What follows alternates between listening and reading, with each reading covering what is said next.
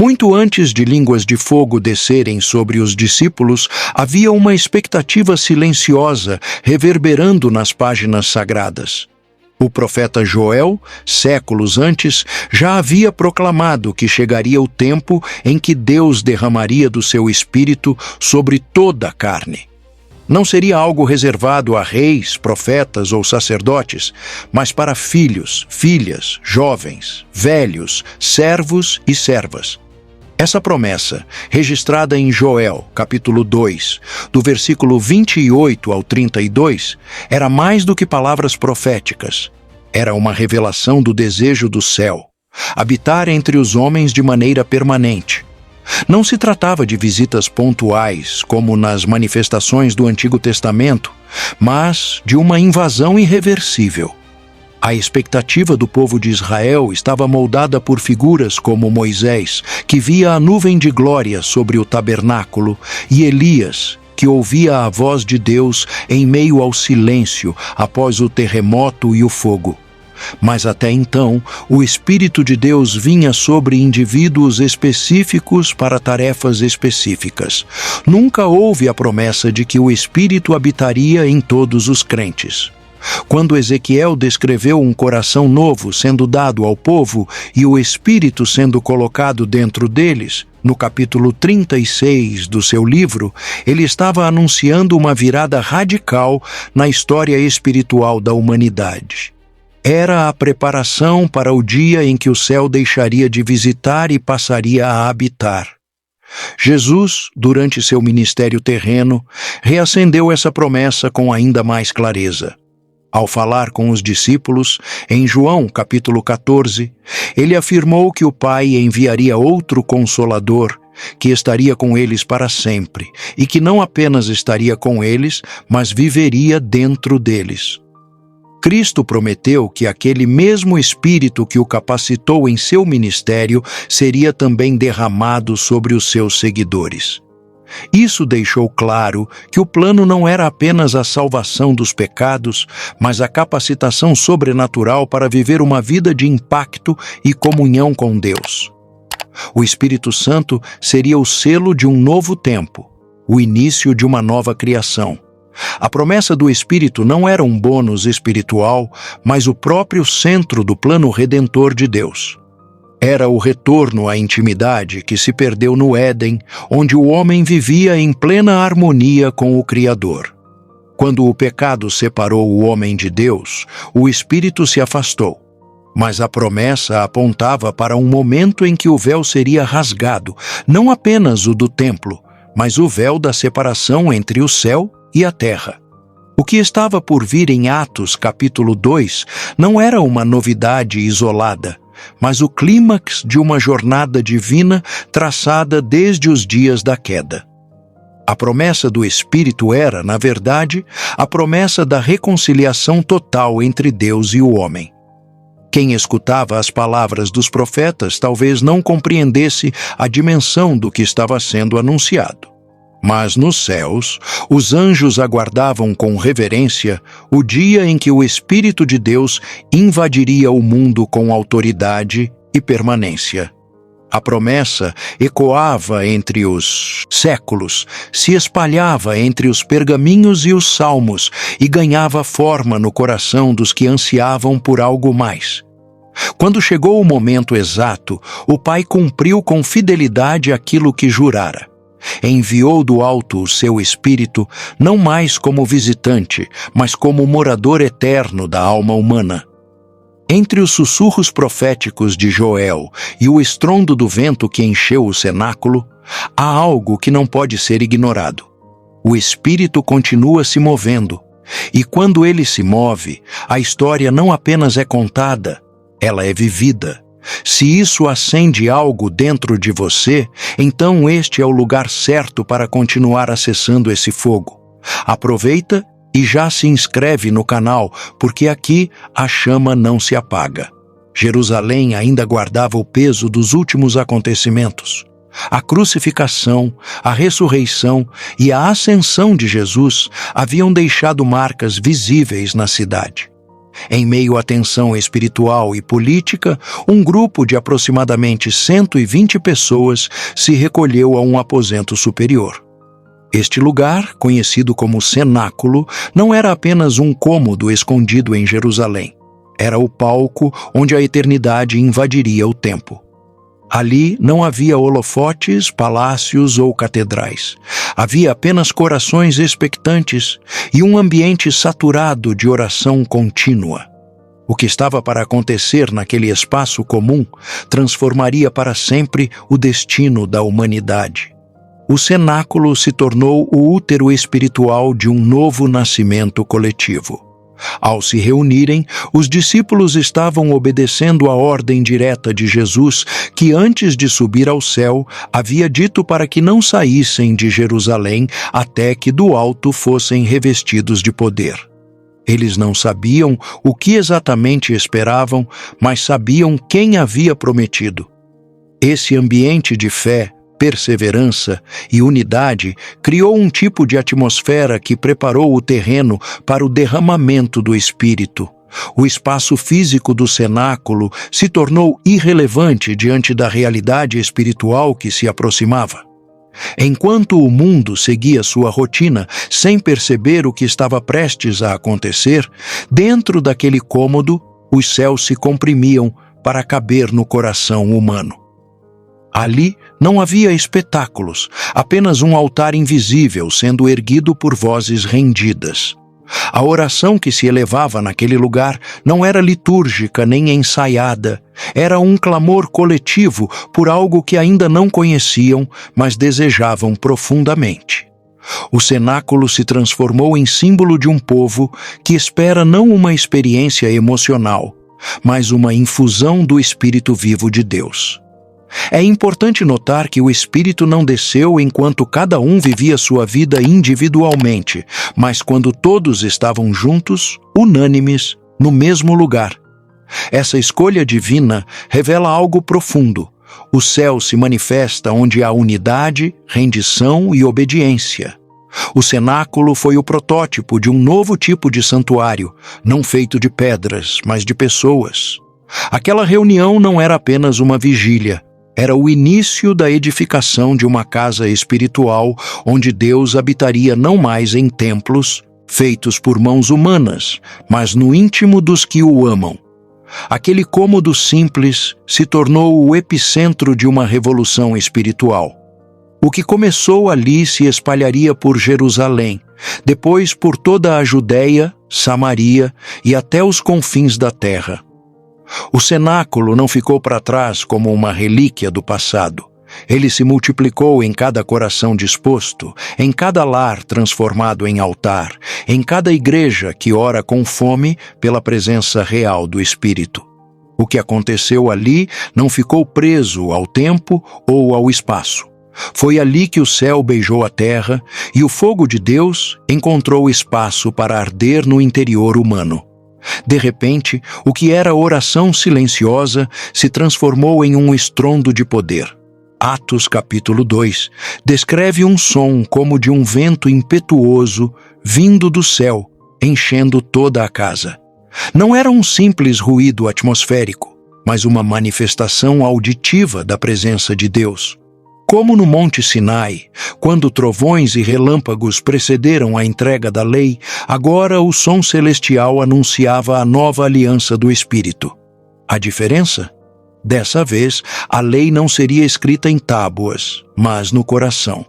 O vento que soprou naquele dia varreu o medo, a dúvida, e abriu espaço para uma ousadia celestial.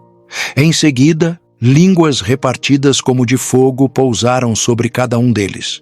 O fogo, símbolo da presença e pureza divina, desde os tempos de Moisés diante da sarça ardente, agora não estava mais restrito a arbustos ou altares, mas descia sobre pessoas comuns. Esse detalhe é crucial. Cada um foi tocado pelo fogo. Nenhum ficou de fora. O Espírito não escolheu apenas os líderes ou os mais espirituais. Todos receberam igualmente. Isso marcava o nascimento de uma nova era, onde o acesso ao poder e à presença de Deus não estaria mais restrito por hierarquias ou linhagens. O fenômeno das línguas foi mais do que uma manifestação estranha. Era uma linguagem que transcendia barreiras humanas. Pessoas de diferentes regiões, idiomas e culturas ouviram as grandezas de Deus em suas próprias línguas. Era o reverso de Babel, onde a confusão de línguas separou a humanidade. Agora, o Espírito unificava todos em uma só mensagem: o reino de Deus chegou e está acessível a todos. O céu estava fazendo questão de ser entendido por todas as nações, sinalizando que o Evangelho não era mais um tesouro escondido, mas uma torrente aberta a todos os povos. Essa invasão sobrenatural não veio para entreter ou impressionar. Ela veio para equipar. O que começou com sons e fogo culminaria em vidas totalmente transformadas. O Espírito Santo não foi dado para que os discípulos tivessem experiências místicas, mas para que fossem testemunhas vivas e corajosas de Jesus, como ele mesmo declarou em Atos capítulo 1, versículo 8. O propósito do sobrenatural era claro: capacitar para a missão. E essa missão não seria baseada em recursos humanos, mas em poder do alto, que agora habitava dentro de cada um deles. O que aconteceu ali não era uma visitação temporária, como tantas vistas no passado. Era uma habitação. A presença de Deus, que antes vinha e partia, agora decidia permanecer. O céu não apenas invadiu a terra, ele escolheu fazer morada. Aquele som, aquelas línguas, aquele fogo, tudo apontava para uma nova realidade. Deus não está mais distante. Ele está aqui, dentro, entre, com. O dia de Pentecostes não terminou no calendário judaico. Ele ecoa até hoje, sempre que um coração se abre para receber o Espírito com a mesma fome e entrega que havia naquele cenáculo. Poucos dias antes daquele evento glorioso, Pedro havia negado Jesus diante de uma simples serva, enquanto os demais discípulos haviam se dispersado, tomados pelo medo e pela incerteza. Eram homens que tinham andado com o Cristo, presenciado milagres e ouvido diretamente os ensinamentos do Messias, mas que não possuíam ainda a força interior necessária para enfrentar a oposição do mundo. No entanto, quando o Espírito Santo desceu sobre eles, algo extraordinário aconteceu. O medo que os aprisionava foi arrancado com raízes. A presença do Espírito não apenas os visitou, ela os reconfigurou por dentro. Pedro, o mesmo que havia tremido diante da acusação de uma mulher na noite da prisão de Jesus, agora se levantava diante de uma multidão hostil para proclamar com ousadia que aquele Jesus que eles crucificaram era, na verdade, o Senhor e o Cristo. A coragem que emergiu dele não era resultado de autoajuda, motivação momentânea ou carisma pessoal. Era fruto da ação profunda e imediata do Espírito Santo. Como afirma Atos capítulo 2, versículo 14, Pedro se pôs de pé com os 11 e, em alta voz, começou a pregar. Era a primeira vez que sua voz ecoava sem hesitação desde a morte de Jesus. Essa transformação não foi apenas uma mudança de comportamento, foi uma metamorfose de identidade. Homens comuns, pescadores, publicanos e zelotes, que antes lutavam entre si por posições ou fugiam do confronto, agora estavam unidos, com propósito, ousadia e clareza. A obra do Espírito não foi apenas emocional, mas profunda, estratégica e duradoura. O que a religião e os rituais não haviam conseguido em anos, o Espírito realizou em um instante. O Pentecostes foi, ao mesmo tempo, um batismo de poder e um parto de novas criaturas, nascidas do Espírito, para viver de maneira sobrenatural. A coragem espiritual não é ausência de medo, mas a capacidade de enfrentá-lo com base em uma convicção maior. E naquele dia, a convicção que tomou conta dos discípulos era inabalável. Jesus estava vivo, havia sido exaltado à direita de Deus e agora seu Espírito estava operando entre os homens. Nenhuma ameaça, zombaria ou risco de morte poderia calar aquilo que havia sido aceso dentro deles. O Espírito Santo havia se tornado mais real do que o medo, mais presente do que o perigo e mais forte do que qualquer oposição. Ao verem Pedro falar com tamanha autoridade, muitos se admiraram, pois reconheciam nele um homem simples e sem letras. No entanto, a sabedoria que agora fluía da sua boca não vinha de estudos humanos, mas da fonte eterna do Espírito. O mesmo se aplicava aos outros discípulos. Não eram mais os mesmos. O Espírito não apenas tocou suas emoções, ele moldou suas convicções, curou suas feridas, acendeu sua paixão e os fez se tornarem aquilo que Cristo sempre os chamou para ser: testemunhas vivas do céu na terra. O silêncio carregado das ruas de Jerusalém foi quebrado por uma voz firme, cheia de convicção, que não tremia mais diante do julgamento humano. Era a voz de Pedro, mas não era mais apenas a voz de um pescador. Era a voz de um homem cheio do Espírito, ecoando a mensagem do céu em pleno coração de uma cidade marcada por conflitos, tradições e resistência. O conteúdo da sua pregação não foi cuidadosamente ensaiado, mas profundamente inspirado. Ele começou explicando que o que estava acontecendo não era embriaguez, como alguns zombavam, mas o cumprimento da profecia de Joel. Pedro citou com clareza que nos últimos dias Deus derramaria do seu Espírito sobre toda a carne, como registrado em Joel, capítulo 2, versículo 28. Ele trouxe à tona a conexão entre aquela experiência extraordinária e as Escrituras que muitos ali conheciam desde a infância. Essa ponte entre o sobrenatural e a profecia foi crucial para quebrar o preconceito religioso e abrir espaço para que o coração das pessoas fosse tocado. Pedro não apelou à emoção nem tentou manipular a plateia. Ele apenas deixou que o Espírito fluísse por meio da verdade revelada.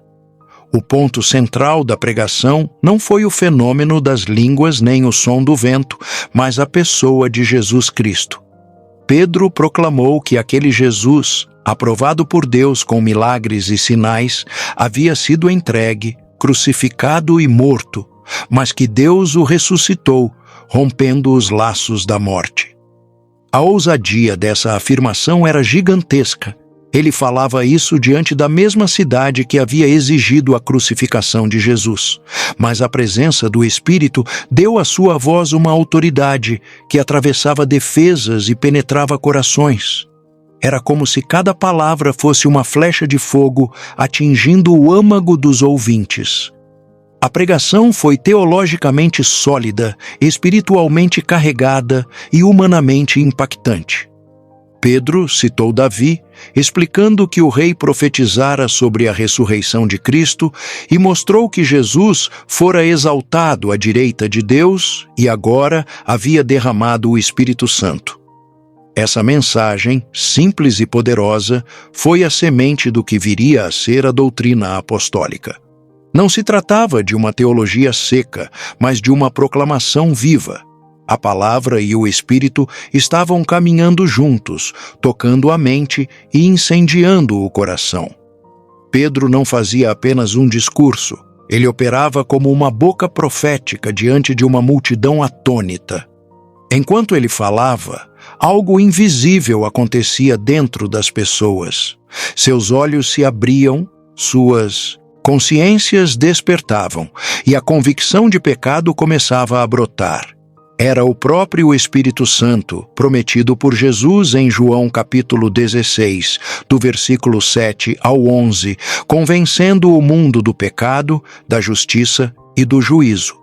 O que era apenas um sermão se transformou em um divisor de águas.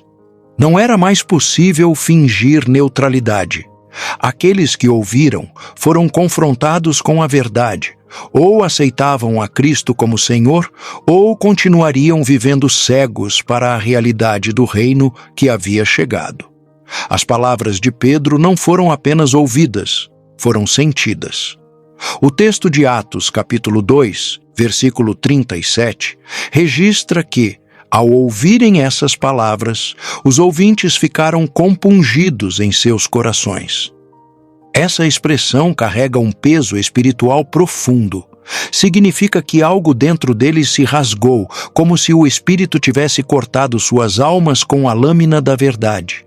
Não era remorso superficial, mas um quebrantamento autêntico.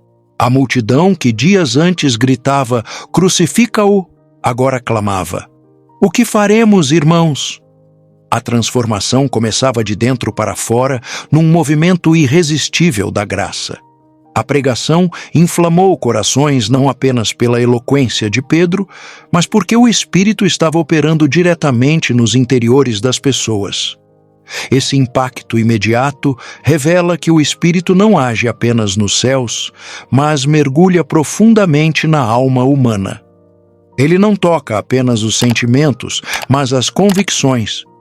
Aqueles homens e mulheres que ouviram a mensagem não podiam mais continuar do mesmo modo. Algo os chamava à ação, os empurrava para uma resposta.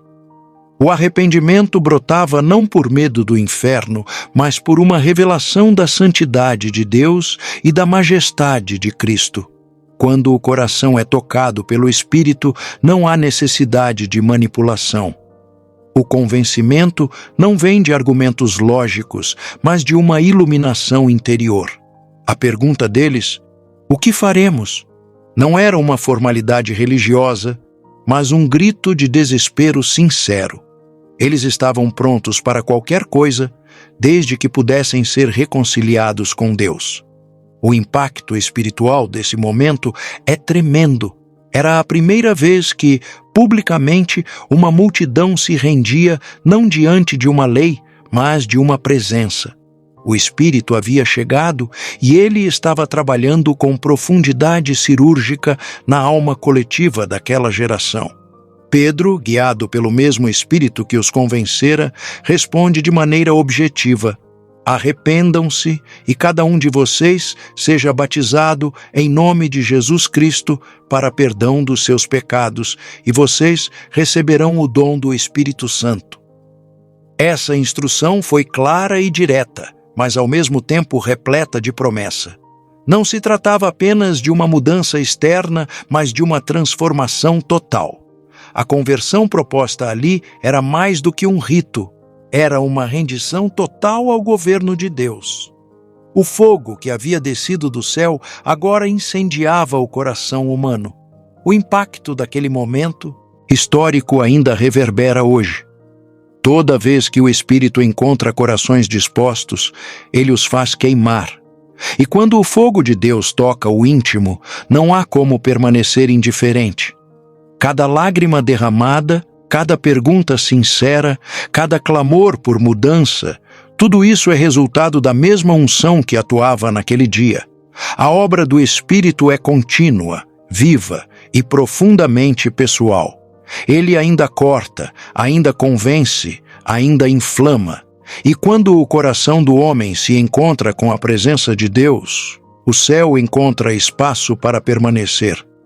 O som do arrependimento ecoava entre as vielas de Jerusalém, enquanto o Espírito operava silenciosamente, porém com impacto avassalador.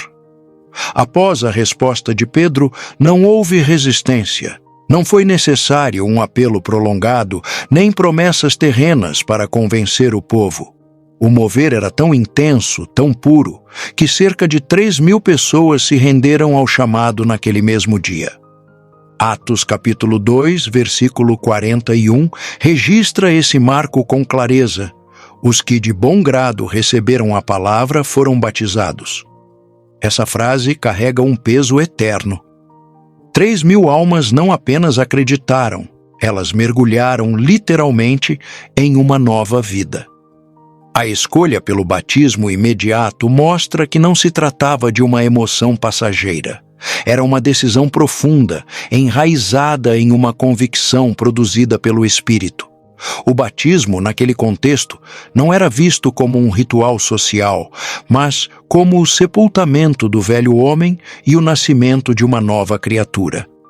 Cada mergulho nas águas simbolizava um coração rendido, um passado abandonado e um futuro entregue ao domínio do reino. Era como se o céu colhesse os primeiros frutos maduros da grande plantação que começara no cenáculo poucas horas antes. Não há relato de que alguém tenha sido forçado ou manipulado. O Espírito não impõe, ele convence. E quando ele convence, a resposta é irresistível. A multidão que se rendeu naquele dia não o fez por medo, mas por revelação. 3.000 corações foram regenerados pela palavra, movidos por fé e selados pelo Espírito. Essa conversão em massa não foi um evento isolado. Foi o estopim de uma colheita que se espalharia por todo o mundo. O que nasceu ali foi o embrião da igreja, a comunidade dos redimidos, o povo que carrega em si a presença do Deus vivo. A profundidade dessa cena também revela algo sobre a pedagogia do céu. Deus não espera a perfeição para agir. Ele age para transformar. Aqueles 3.000 não eram santos irrepreensíveis. Eram pessoas comuns, algumas das quais talvez estivessem na multidão que rejeitou Jesus semanas antes. Mas quando o Espírito toca, o passado perde o poder. O batismo foi a declaração pública de que aquela geração estava sendo redimida, restaurada e realocada no propósito divino. Era o início de uma nova linhagem espiritual, não baseada em sangue, mas em fé. A colheita de Pentecostes não foi apenas numérica, foi simbólica. Na festa judaica tradicional, celebrava-se a entrega da lei no Sinai 50 dias após a Páscoa. Agora, neste novo Pentecostes, o Espírito era derramado 50 dias após a morte e ressurreição de Cristo, marcando não mais a lei escrita em pedra, mas em carne. O número 3.000 não é um mero dado estatístico, é o testemunho de que a promessa feita havia sido cumprida, de que a palavra havia frutificado e de que a semente do reino havia encontrado solo fértil nos corações humanos. O chamado de Pedro à multidão foi direto. Arrependam-se, e cada um de vocês seja batizado em nome de Jesus Cristo para perdão dos pecados. Essa instrução, registrada em Atos capítulo 2, versículo 38, não era uma fórmula mágica, mas um mapa espiritual para o novo nascimento. O arrependimento não era apenas um sentimento de culpa, mas uma mudança de mentalidade, um giro de 180 graus na direção da vida. Era admitir, diante do céu, que o caminho trilhado até ali estava errado e que só havia uma forma de prosseguir: debaixo da graça de Cristo. O batismo, por sua vez, não era um ato simbólico vazio. Era um sinal público de que algo havia morrido e algo novo havia nascido. Quando as águas cobriam o corpo, simbolizavam o sepultamento com Cristo. Ao emergir, representavam a ressurreição para uma nova vida. Esse gesto era radical em um contexto judeu, onde rituais de purificação eram comuns, mas o batismo em nome de Jesus implicava reconhecer que ele era o Messias, o cumprimento da profecia, o Cordeiro de Deus. Era uma ruptura com o velho sistema e a entrada definitiva em uma nova aliança. A promessa era ainda mais profunda: e vocês receberão o dom do Espírito Santo. Isso mostrava que o arrependimento e o batismo não eram o fim da jornada, mas o início. O Espírito não era um prêmio por boas obras, mas o selo do novo nascimento. Era Deus confirmando: agora vocês são meus. Aqueles que antes estavam mortos espiritualmente, agora estavam vivos, repletos da presença divina, capacitados para viver segundo o reino. Essa era a marca da nova humanidade que nascia ali.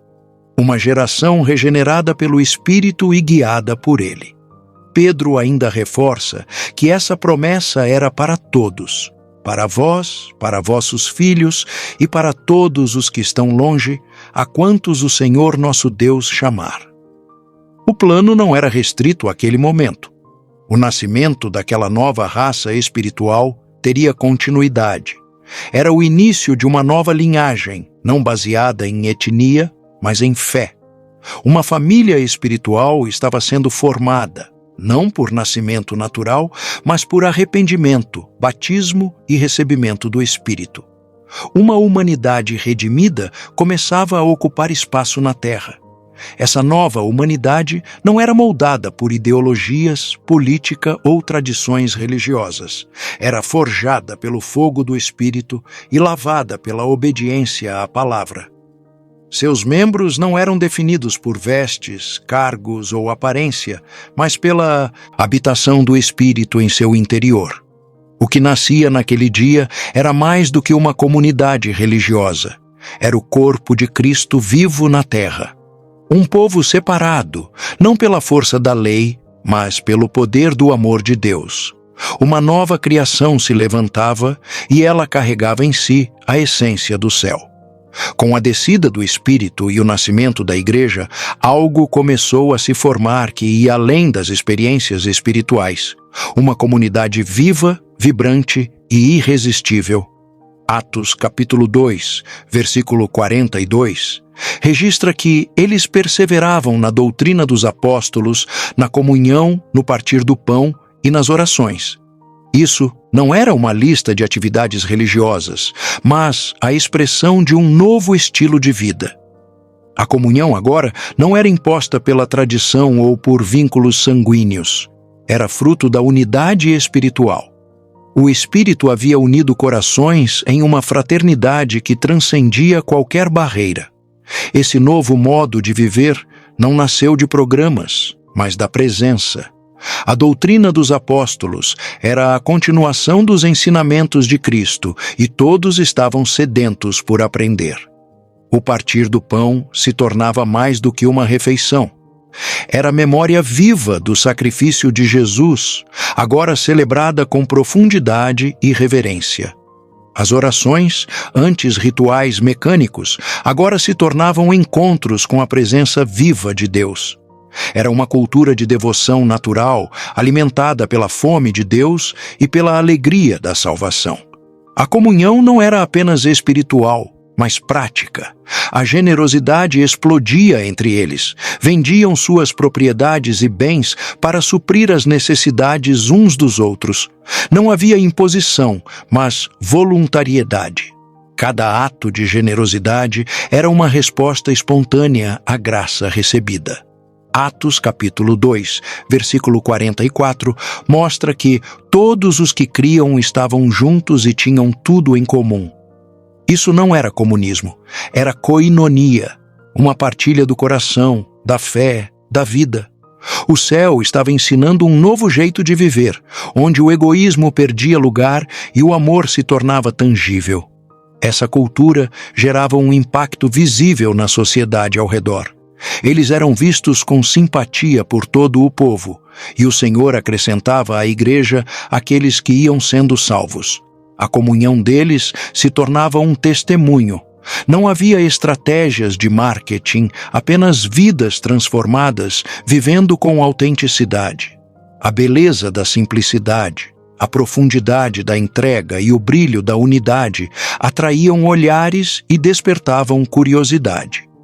O estilo de vida da igreja primitiva se tornava a maior pregação que Jerusalém já havia visto. O Espírito não apenas desceu para dar dons ou produzir milagres. Ele veio para formar uma cultura celestial entre os homens. Cada refeição compartilhada, cada oração feita em unidade, cada ensino transmitido com fidelidade, tudo isso era parte de um novo modelo de vida. O céu não ficou apenas em cima, ele passou a habitar entre as mesas, nas conversas, nos abraços, nas partilhas.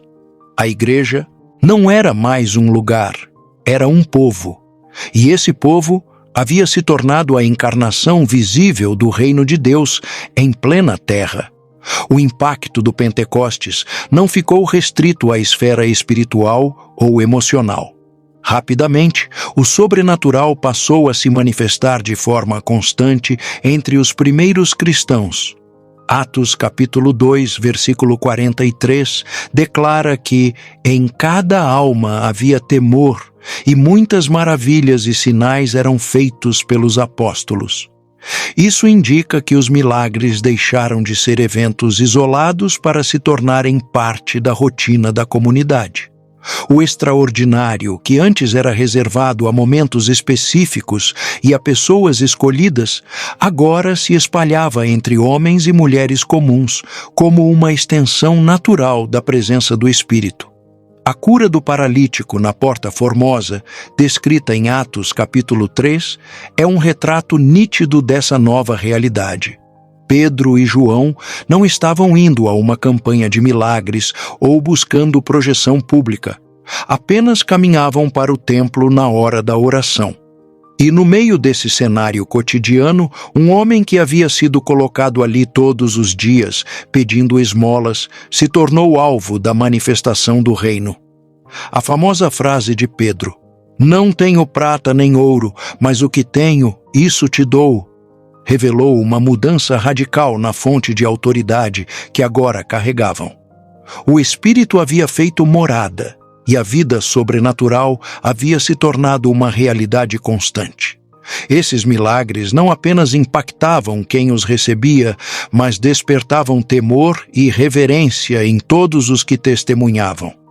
Não era um temor de medo, mas de reconhecimento da santidade e da presença de Deus. A igreja não buscava milagres por espetáculo, mas porque eles fluíam como consequência da comunhão com o Espírito. As curas, libertações e sinais eram expressão visível de um reino invisível que agora estava em operação plena. O Evangelho era pregado com palavras, mas também com demonstrações de poder. A teoria da fé era sustentada pela prática do céu. Essa atmosfera de milagres não estava limitada aos apóstolos. À medida que a igreja crescia, outros discípulos também operavam sinais, como vemos na vida de Estevão e Felipe, mais à frente em Atos capítulos 6 e 8. Isso mostra que o Pentecostes não concedeu um dom exclusivo a poucos, mas inaugurou uma era em que todos os cheios do Espírito poderiam ser canais do sobrenatural. A promessa feita por Jesus em Marcos, capítulo 16, versículo 17, "Estes sinais seguirão aos que crerem", começava a se cumprir diante dos olhos da multidão. O reino de Deus havia se tornado tangível. A dor encontrava alívio, a morte era confrontada pela vida e a miséria humana era transformada pelo toque do céu. Os milagres deixaram de ser raridades para se tornarem manifestações naturais da nova criação em ação. O que antes era impossível agora fluía com naturalidade. Era o Espírito mostrando que onde ele habita não há espaço para estagnação, incredulidade ou desespero. A presença de Deus passou a ser acompanhada por sinais, e os sinais, por sua vez, apontavam para um Deus que continua agindo, falando e transformando. O cenário que se formava em Jerusalém após o Pentecostes era ao mesmo tempo intenso e leve. A igreja estava envolvida em manifestações sobrenaturais, mas não perdeu sua essência simples, calorosa e acessível.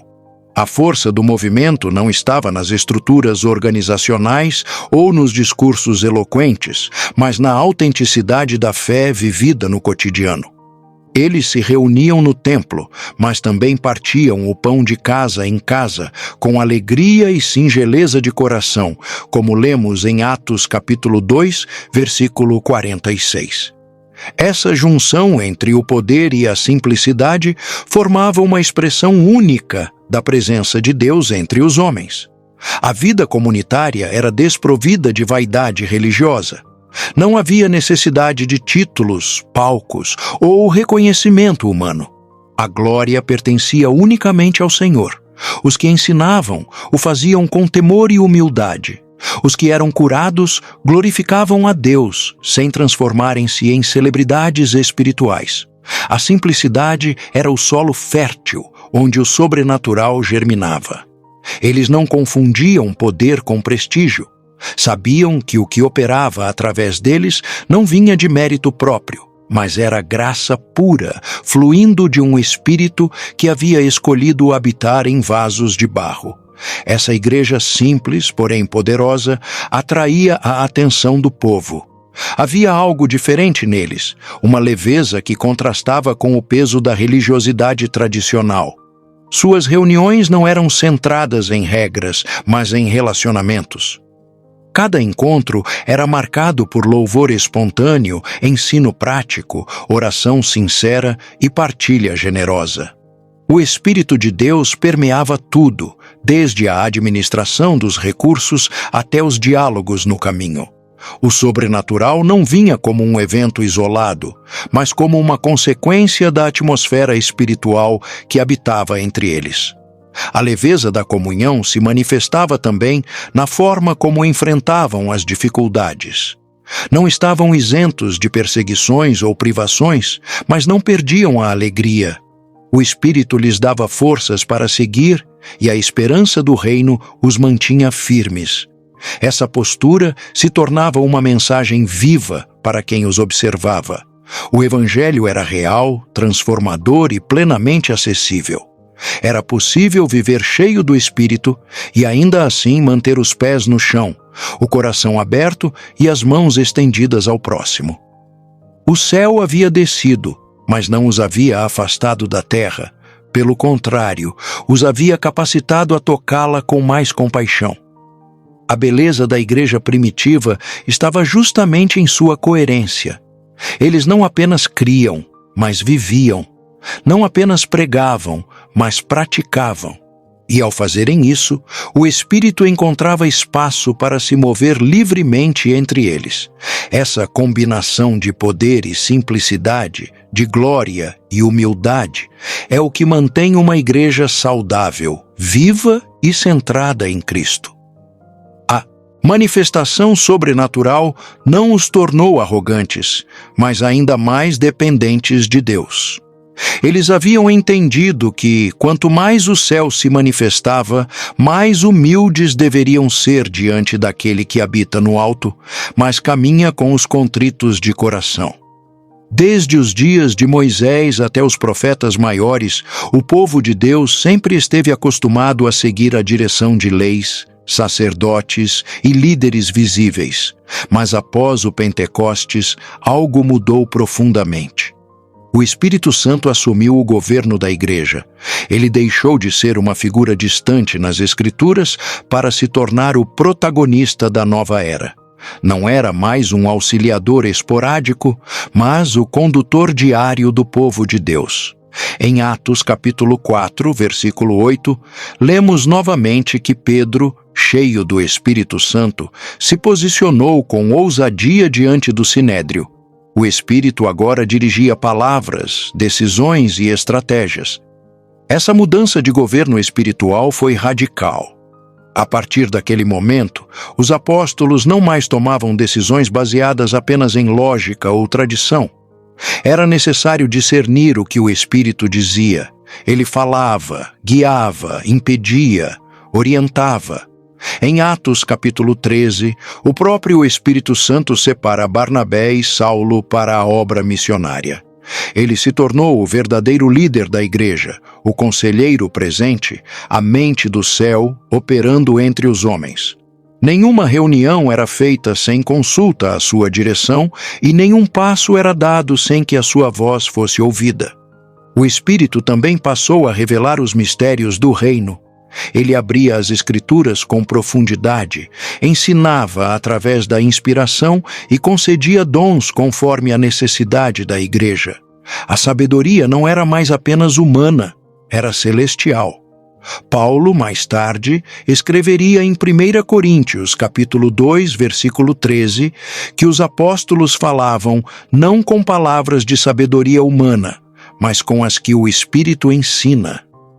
Isso mostra que o Espírito não apenas os impulsionava, mas os instruía com precisão. Era o mestre invisível, o amigo íntimo, o Senhor que habitava dentro deles. Essa nova era também redefiniu a maneira de ver o mundo. O Espírito não apenas guiava os passos individuais, mas também moldava a visão coletiva da Igreja. Eles começaram a entender que o reino não era uma conquista política, nem uma restauração geográfica de Israel. Era um mover espiritual global que transcenderia fronteiras, culturas e épocas. O Espírito os levava além de seus próprios limites, quebrava paradigmas e os empurrava para missões que jamais cogitariam por conta própria. Eles passaram a viver em função do céu, e não mais segundo os critérios da terra. Essa transição de comando foi a chave para a expansão do Evangelho. O Espírito, ao assumir o leme da Igreja, tornou-se o autor das estratégias mais eficazes, o sustentador dos que sofriam perseguição, o animador dos que enfrentavam oposição. Ele era o sopro que mantinha a chama acesa, o óleo que ungia os passos dos fiéis, a voz que ecoava mais alto que o medo. A nova era do Espírito não era uma fase, era o cumprimento da promessa eterna de Deus. O céu não apenas desceu, ele se estabeleceu, e onde o Espírito assume o comando, nada permanece como antes. A chegada do Espírito e a explosão da Igreja primitiva não passaram despercebidas pelas autoridades religiosas de Jerusalém. Pelo contrário, causaram um desconforto imediato. O que antes era um sistema bem controlado, onde a tradição delimitava a espiritualidade e os líderes determinavam os limites do culto, agora se via abalado por uma manifestação que não pedia permissão para acontecer. Quando Pedro e João curaram o paralítico na porta do templo, como narrado em Atos capítulo 3, versículo 7, o milagre não foi apenas uma demonstração de poder, mas um golpe direto nas estruturas da religiosidade estagnada. Os sacerdotes, saduceus e mestres da lei viam o crescimento da Igreja com olhos de desconfiança. O templo ainda estava de pé, os sacrifícios continuavam, mas algo novo havia surgido, algo que não se encaixava em suas categorias tradicionais. Eles ficaram perplexos ao ver que homens sem formação teológica falavam com autoridade, realizavam sinais e ensinavam com ousadia. Atos capítulo 4, versículo 13, registra que, vendo a ousadia de Pedro e João e sabendo que eram homens iletrados e comuns, admiraram-se e reconheceram que haviam estado com Jesus. Essa frase expõe o verdadeiro motivo da inquietação. O mesmo Espírito que ungiu Jesus agora se manifestava através de outros. A perseguição começou a se intensificar, não por causa da doutrina em si, mas por causa do impacto incontrolável que ela gerava. A religião institucional não teme tanto o discurso quanto teme a transformação. Os líderes judeus tentaram silenciar os apóstolos com ameaças, proibições e prisões, mas, quanto mais tentavam reprimir, mais a Igreja crescia. O Espírito não podia ser confinado pelos muros do templo, nem calado pelos decretos dos líderes.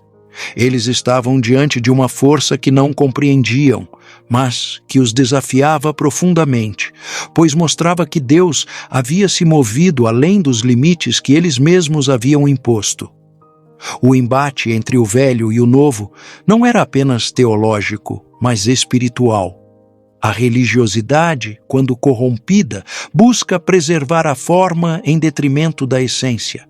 O mover do Espírito, por sua vez, desestrutura o que está morto, ressuscita o que foi esquecido e revela o que está escondido.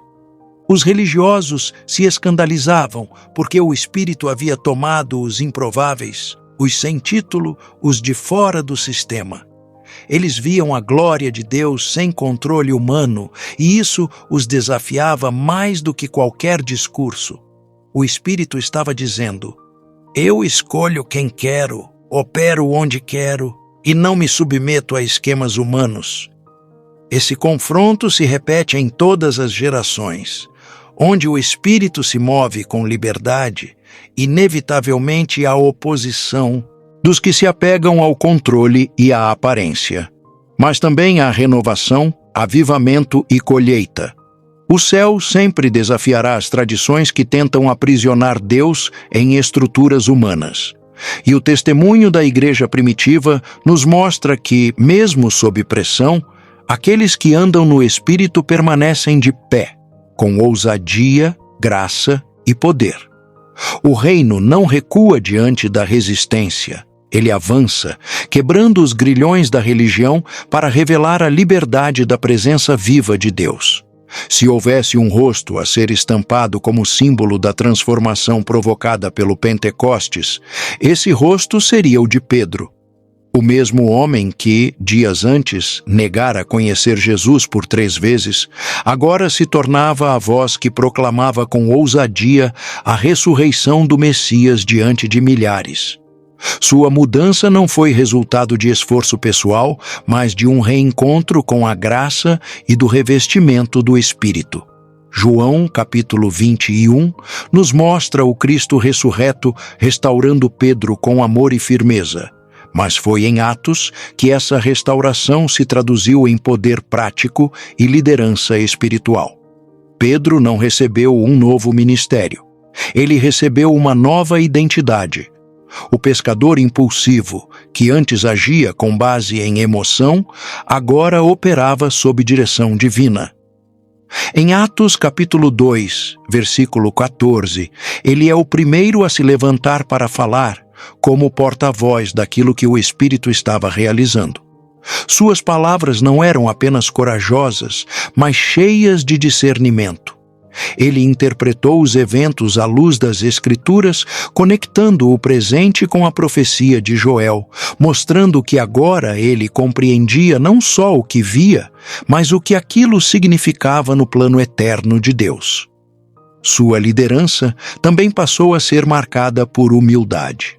Em Atos, capítulo 3, após curar o paralítico, ele deixou claro que aquele milagre não viera por poder ou piedade própria, mas pelo nome de Jesus. Essa nova postura revelava que o Pedro, transformado pelo Espírito, havia aprendido a reconhecer sua total dependência de Deus.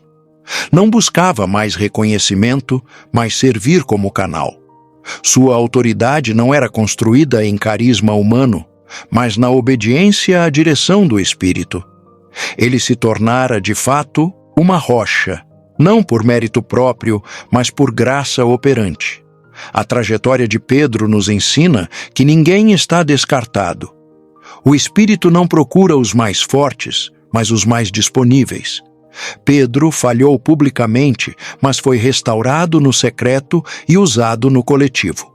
Sua história ecoa a misericórdia de Deus e o poder transformador da presença divina. Não há fracasso que o Espírito não possa redimir, nem passado que ele não possa reescrever. Pedro se tornou uma voz firme não por ser perfeito, mas por ser cheio do Espírito. E isso o capacitou a liderar não com controle, mas com paixão e verdade. Pedro nos inspira a crer que o mesmo Espírito que o levantou pode fazer o mesmo conosco, quando a graça encontra um coração arrependido e o Espírito enche esse vaso. Com poder, nasce uma nova pessoa. Pedro não apenas falou sobre o reino, ele o viveu com intensidade.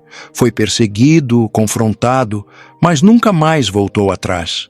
Porque quem foi renascido pelo Espírito já não teme o homem, nem se conforma com menos do que a plenitude do chamado que recebeu.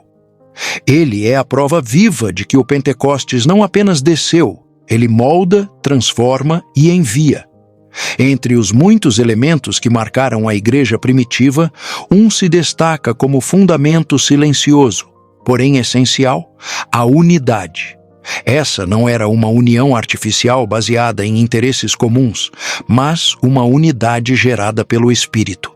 Atos capítulo 4, versículo 32, declara que, da multidão dos que criam, era um o coração e a alma.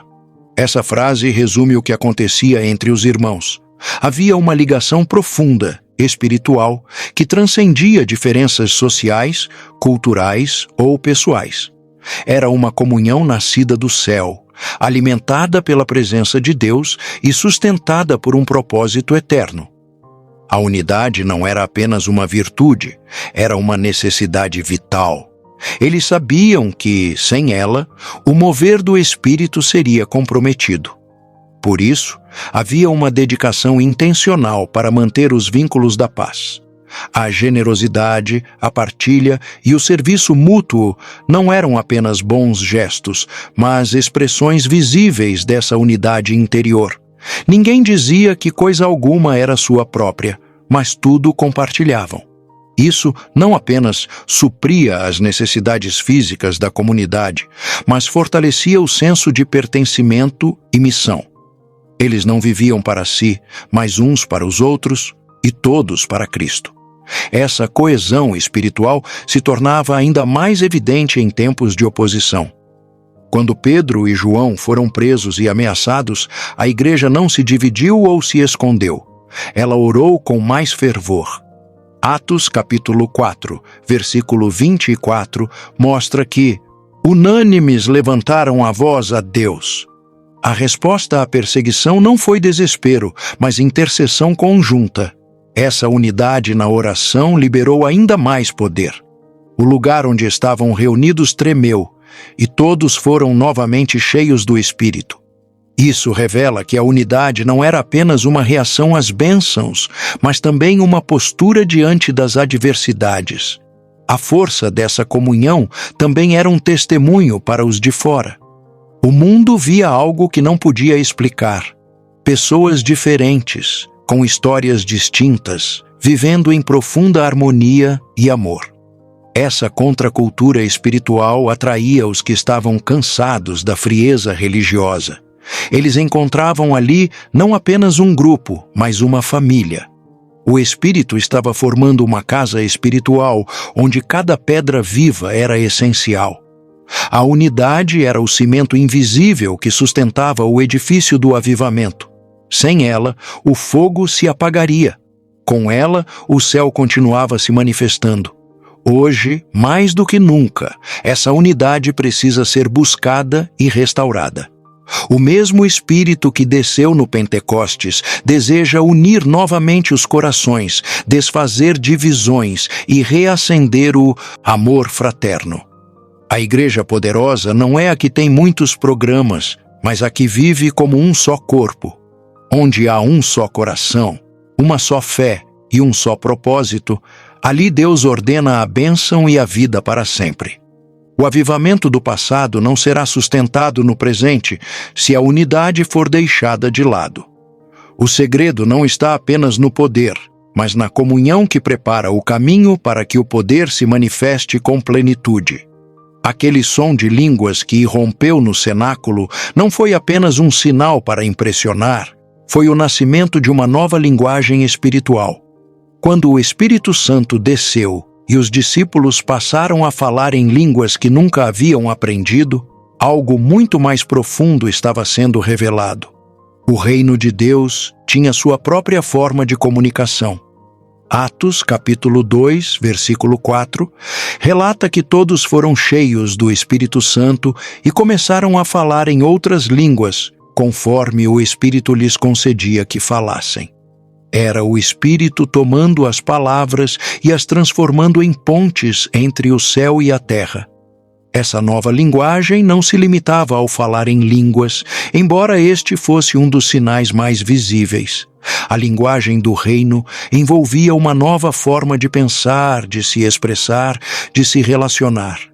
Os discípulos começaram a comunicar graça em vez de culpa, esperança em vez de condenação, reconciliação em vez de exclusão. Suas palavras agora carregavam vida, cura, fé. A língua espiritual que o Espírito ensinava não era apenas para ser falada, era para ser vivida. Era a linguagem do amor traduzida em atos, em posturas, em decisões movidas por obediência. O impacto foi imediato.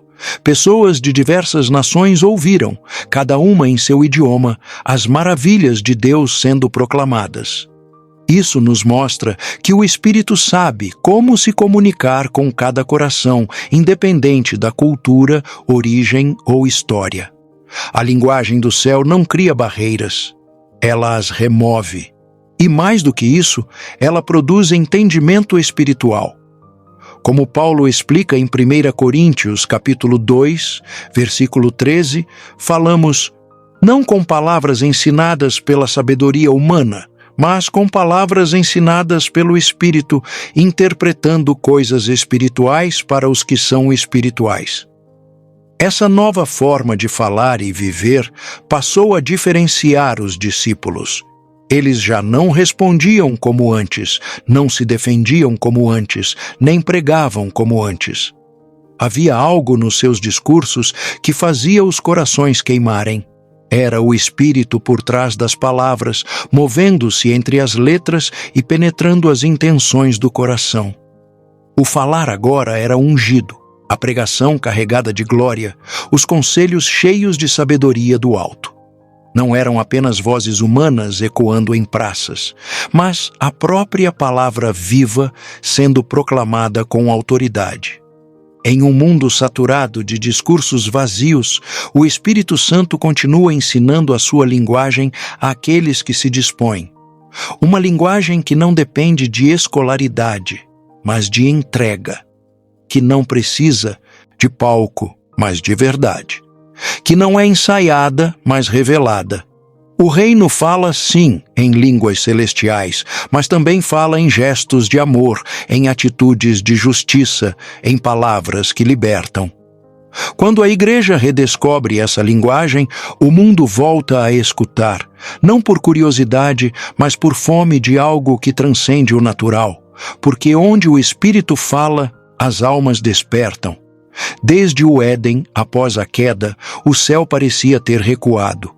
A voz que antes caminhava pelo jardim com Adão, agora era ouvida apenas por meio de profetas, visões e anjos. A presença de Deus, embora ainda atuante, havia se tornado uma exceção na rotina humana. Mas, quando o Espírito Santo desceu no Pentecostes, esse silêncio foi rompido definitivamente. Não era mais uma mensagem isolada, nem uma visão reservada aos mais santos. Era Deus se comunicando de forma contínua, íntima, pessoal. Atos capítulo 2 inaugurou um tempo em que o céu não apenas fala, ele habita. A descida do Espírito tornou cada crente um receptor direto da voz divina. Não era mais necessário ir ao templo esperar que um sacerdote ouvisse por todos. O próprio Espírito agora falava no íntimo, guiava decisões, revelava mistérios, consolava nos momentos de dor. Esse relacionamento pessoal com o Espírito foi uma das maiores revoluções da nova aliança. Em João capítulo 16, versículo 13, Jesus havia prometido: quando vier o Espírito da verdade, ele vos guiará em toda a verdade, e vos anunciará o que há de vir. Isso estava agora se cumprindo diante de todos. Essa nova comunicação não era uma frequência religiosa, mas um diálogo constante. Os discípulos oravam e o Espírito respondia. Eles jejuavam e o Espírito direcionava. Ele era conselheiro e parceiro. O céu deixara de ser uma realidade distante para se tornar um companheiro de jornada. E não apenas isso. O céu agora falava através deles. Cada testemunho, cada pregação, cada profecia era a voz de Deus fluindo por meio de homens e mulheres comuns, cheios de uma glória que antes parecia inalcançável. Com o Espírito habitando dentro do homem, a oração ganhou nova profundidade. Já não era um monólogo em busca de respostas, mas um diálogo vivo entre o Espírito de Deus e o espírito humano. A palavra ganhava nova vida, pois era o próprio autor quem agora a explicava. A comunhão se tornou mais do que um hábito, tornou-se um canal de revelações constantes. O céu passou a ser um fluxo aberto, um portal de sabedoria, conforto, instrução e encorajamento. O silêncio de séculos foi substituído por uma conversa contínua entre Criador e criatura. Hoje, esse acesso continua disponível. O mesmo Espírito que falou em Jerusalém continua falando em cada canto do mundo onde há corações rendidos. Ele ainda sussurra em meio ao caos, inspira em meio à rotina, consola em meio à dor. O céu não se calou após Atos capítulo 2. Ele se tornou mais audível do que nunca. A pergunta que permanece é: estamos ouvindo? Porque onde há ouvidos espirituais atentos, há direção. Onde há sensibilidade à voz do Espírito, há fruto. E onde o céu fala, a terra se transforma. Muitos olham para Atos capítulo 2 como um marco histórico, algo poderoso, mas encerrado no passado. Contudo, o verdadeiro propósito do Pentecostes nunca foi criar um evento para ser lembrado, mas iniciar uma realidade que jamais terminaria. O Espírito que desceu naquele dia não voltou para o céu. Ele ficou. O fogo que foi aceso naquele cenáculo ainda arde em cada geração que se abre para ele. A igreja não é apenas herdeira daquele mover, ela é continuidade dele. Atos capítulo 2. Não é um capítulo concluído, mas um ciclo em movimento. Pedro deixou isso claro quando, em sua pregação, afirmou que a promessa do Espírito era para todos. Para vós, para vossos filhos e para todos os que estão longe. Como registrado em Atos, capítulo 2, versículo 39. Essa abrangência inclui a mim, a você e a qualquer um que invoque o nome do Senhor com sinceridade. O Espírito não foi dado como um sopro passageiro, mas como um selo eterno. Ele ainda convence, ainda transforma, ainda enche, ainda envia. A única diferença entre o que lemos e o que vivemos está em nossa disposição de crer e nos render. O livro de Atos não termina com uma conclusão formal, porque ele nunca foi encerrado. A história continua sendo escrita através dos que vivem cheios do Espírito. A mesma ousadia que levou Pedro a pregar ainda move homens e mulheres a anunciarem o Evangelho com coragem. O mesmo poder que curava enfermos ainda age em hospitais, ruas e igrejas ao redor do mundo. O mesmo fogo que caiu sobre os 120 ainda aquece corações, queima ídolos e consome o ego. Atos continua. Não nas páginas da Bíblia, mas nas páginas vivas da nossa caminhada com Deus. O Espírito ainda busca corações para habitar, bocas para falar, mãos para tocar, pés para levar a esperança. Ele não mudou. Somos nós que precisamos nos reposicionar. Quando voltamos ao lugar da espera, da oração, da unidade e da fome, o céu responde. O Pentecostes pode ser hoje, agora, em qualquer lugar onde a rendição for total. Porque o que o Pai deseja não é um memorial de fogo antigo, mas uma geração que viva em chamas, carregando o céu dentro de si. O Espírito que desceu permanece. O céu invadiu a terra para nunca mais sair. Essa consciência transforma nossa maneira de viver. Já não caminhamos como órfãos, mas como templos vivos. Já não esperamos que Deus venha. Ele já está aqui. E se Ele está, então há direção para as decisões, há consolo para as dores, há poder para vencer o pecado e ousadia para cumprir o chamado. Atos capítulo 2 foi o começo. E o fim ainda está sendo escrito por cada crente que diz: sim, Senhor, enche-me de novo. O Espírito ainda está se movendo, a história ainda está sendo escrita. E o céu, uma vez mais, espera por corações prontos para serem incendiados. Quantos de nós vimos a fé esfriar com o passar dos anos? Mas quando lembramos daquele fogo do alto, algo dentro reacende. Conte nos comentários. Onde você estava quando sentiu o Espírito pela última vez? Compartilhe desse vídeo com alguém que também precisa lembrar que o céu nunca foi embora. E claro, inscreva-se, porque há muito mais glória vindo por aí.